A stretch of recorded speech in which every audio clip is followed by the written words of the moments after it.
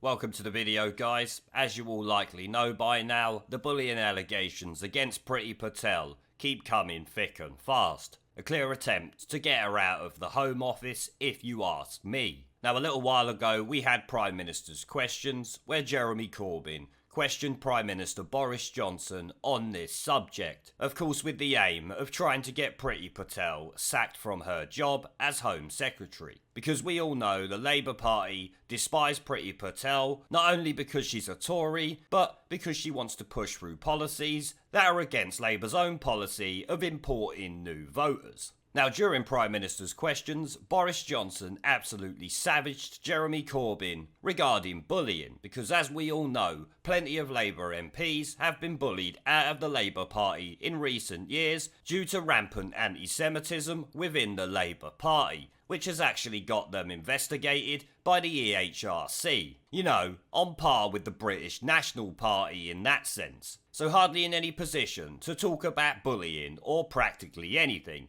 And Boris Johnson also points out John McDonnell's comments to Esther McVey about having her lynched, which he has still not apologised for. So, like I said, the Labour Party are in no position to talk to anyone. Now, the Telegraph have picked up on it, so we'll take a quick look at that before we move on to our clip from Prime Minister's Questions to see Boris Johnson absolutely destroy him. Boris Johnson has issued another robust defence of Priti Patel after fresh bullying allegations emerged, insisting that she was doing an outstanding job as Home Secretary. In a fiery exchange with Jeremy Corbyn, the Prime Minister accused Labour of hypocrisy as he battled off new allegations concerning Ms Patel's previous conduct as International Development Secretary.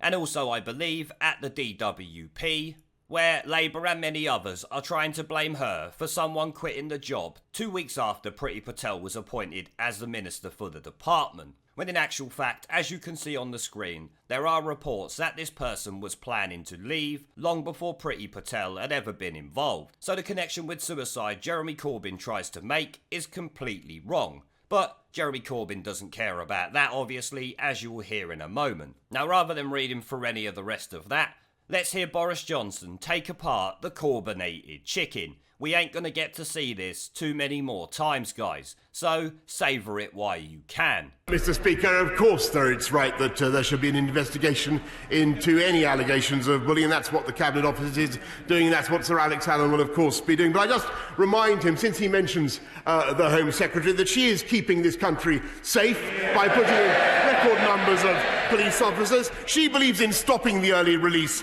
of offenders, and she's bringing in a system to tackle our migration crisis with an Australian-style points-based system. He would scrap stop and search.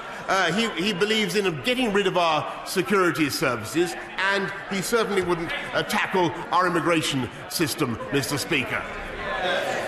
Jeremy Corbyn. It's about whether he will release the findings of an investigation into the Home Secretary's behaviour. I repeat to him, a government cannot be judge and jury over its own conduct. There has to be an independent element to that investigation. Overnight, Mr Speaker, further allegations have emerged that the Home Secretary repeatedly harassed and humiliated her private secretary while she ran the Department for International Development. If this is true, this suggests a shocking and unacceptable pattern of behaviour across 3 government departments. On each occasion, tens of thousands of pounds of hard-earned taxpayers' money has been spaffed up the wall to buy their silence. Was the Prime Minister aware of these allegations? And if he was, why did he appoint her? Mr Speaker, I'm really going to repeat the point I just made. The Home Secretary is doing an outstanding job. I have every confidence in her.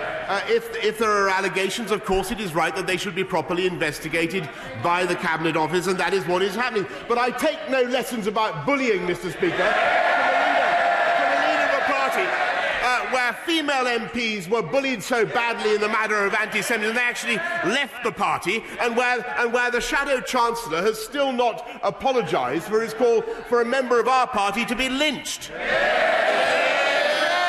Jeremy Corbyn! The Prime Minister, Mr Speaker, The Prime Minister said if there are allegations. Is he completely unaware of all the allegations that have been made over the last few days? Is he completely unaware of the resignation of a permanent secretary because of his treatment by the Home Secretary?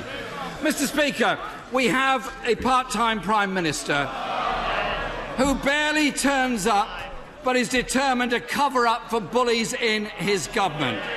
There can't be one rule for workers across this country and another one for him and his ministers. When his Home Secretary has been accused of repeated bullying and harassment, leading to hard-working staff attempting suicide by overdose, he gave her his full support. How can the people of this country have faith in a Prime Minister who can't be bothered to turn up, and when he does, has no shame in defending bullying in his own government? Well, Mr. Speaker, that is the question from a full-time neo-Marxist who's failed to stamp out bullying in his own party. And actually, I'm very proud, as I say, of the record of this government just over the last 82 days. We've taken back control of our borders, our laws and our money. We've got Brexit done. We've set out a new points-based immigration system. We've put more money into people's pockets through the biggest ever increase in the living wage. We've guaranteed more funding for schools by increasing the minimum funding for every pupil. We've restored the nurses' bursary, introduced a bill to set a record cash boost for our NHS, and ensure there will be a free hospital car parking for everybody who attends a hospital. And we're delivering gigabit broadband for the entire country. That's just to say nothing of the police that we're recruiting, Mr. Speaker. That's just in the last 82 days. We're getting on with delivering the people's priorities.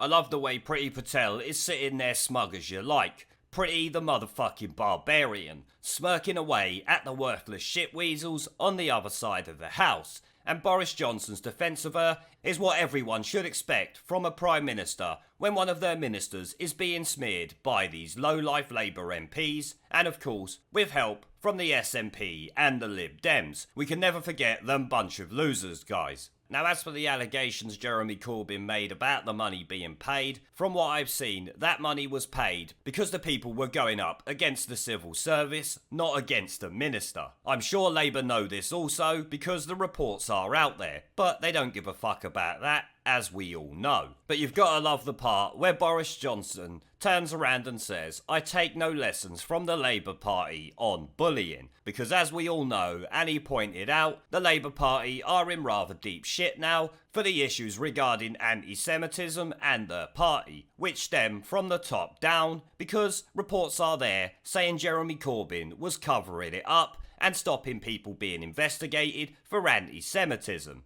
So before screaming and shouting for independent investigations, maybe you should get your own house in order. Though of course that could happen soon when they get a change of leader. But I'm not confident Keir Starmer, Rebecca Long-Bailey or Lisa Nandy are too far different from the Corbynated chicken himself. To me it seemed like Boris Johnson's response, talking about the anti-Semitism and bullying that forced a few Labour MPs to leave, clearly rattled the old goat Jeremy Corbyn. Because he does not stand up and speak with the same confidence he had just a moment before. And you can see the camera pan over to the worthless shitweasel John McDonnell sniggering in the background because he asked for a woman to be lynched, the dirty lowlife. Because to Labour, the kinda gentler politics is attacking women, it would seem now. Or at least thinking it's okay to call for it. Now, we also heard Jeremy Corbyn calling Boris Johnson a part-time Prime Minister, which is something he has said a few times today during his speech that I cut out of this because it's rather pathetic. Because Jeremy Corbyn, you are forgetting something. It's better to be a part-time Prime Minister than to never have been a Prime Minister at all, which is something you have on your CV, my friend. And now he has the audacity to talk about people covering stuff up in relation, of course, to Boris Johnson apparently covering up what Priti Patel has been doing. When the Labour Party, as I said, are being investigated for anti-Semitism because the leadership, with reports including Jeremy Corbyn, had been covering up anti-Semitism in the Labour Party for a good few years. So I think you will agree, pot and kettle comes to mind there. Now, I'm not even going to address the suicide claim because I've already said it once already. She had been there 2 weeks. This person apparently was already planning to leave because of treatment from other civil servants, not from a minister, and certainly not from Priti Patel, with these accusations actually coming from an anonymous friend of Sir Philip Rutnam, so not actually coming from the person themselves, just being passed along by a friend of someone who tried to do a political hit piece on Priti Patel just the other day when he did an exclusive interview with the BBC announcing that he had stepped down in an unprecedented turn of events that I reported on at the time. So the fact Jeremy Corbyn's come in here and spouted that unverifiable rumour is absolutely incredible and just goes to show how desperate the Labour Party are after the absolute hammering they received at the ballot box last year. But as always, Boris Johnson gets up and absolutely shits on him, calling him a full-time neo-Marxist, which we all know is 100% correct. If only he would have went a bit further and called him a full-time neo-Marxist shitweasel, it would have been so much better. And once again points out his failure to stamp out bullying within his own party before defending Priti Patel over the things that she is doing as the Home Secretary, which you would always expect him to do. And it would appear that the majority of the people in this country back her in that job. Now, I do have to take issue with one thing Boris Johnson said there, and that is at the end, claiming that he is getting on with the people's priorities. You might be getting on with some of them, but the utter shitweasel move to not release the grooming gang report is certainly not delivering on the people's priorities. I can assure you that is one of them. Yesterday, me and some members from my Discord created a petition to get that report released. We gained the necessary signatures to get it approved by the petitions committee so it can go out and be signed en masse. As soon as they come back and approve the petition, it will be shared by me and a few others, so when that occurs, make sure you sign it, because the government needs to know that is one of the people's priorities. But as I said at the beginning, Boris Johnson absolutely shat on Jeremy Corbyn, which is how it should always be. The Corbynated chicken is about to fall into obscurity, so it's a good thing to see Boris Johnson not letting up on him as his comical time as leader of the Labour Party comes to an end. But on that note, guys, I am going to end the video there. Now, before I go, I've started doing live streams and uploading gaming content on my second channel. If you would like to come and join me for a live stream to chat in real time, have an interest in gaming related content on YouTube, or just want to follow me over there because you are a legend, the link will be down in the video description below and as a pinned comment. I hope to see you all there. Now, as always, before I go, I want to thank our PayPal, Patreon, Subscribestar and YouTube members for supporting the channel, along with everyone who watches my videos. Remember to let me know what you guys think down in the comment section below. Leave a like, subscribe with the notification bell and share this video as it helps the channel a lot. And I will see you all in the next one.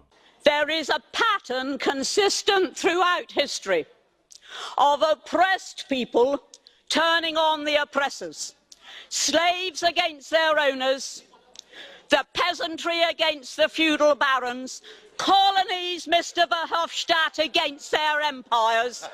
And that is why Britain is leaving. And it doesn't matter which language you use, we are going, and we are glad to be going. We're off.